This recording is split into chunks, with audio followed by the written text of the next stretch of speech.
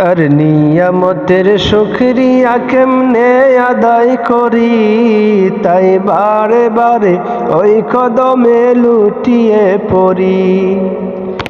যাই যেদিকে এই দুটি চোখ দেখি মহিমা, তার নিয়ামতের এই দুনিয়ায় হয় না উপমা।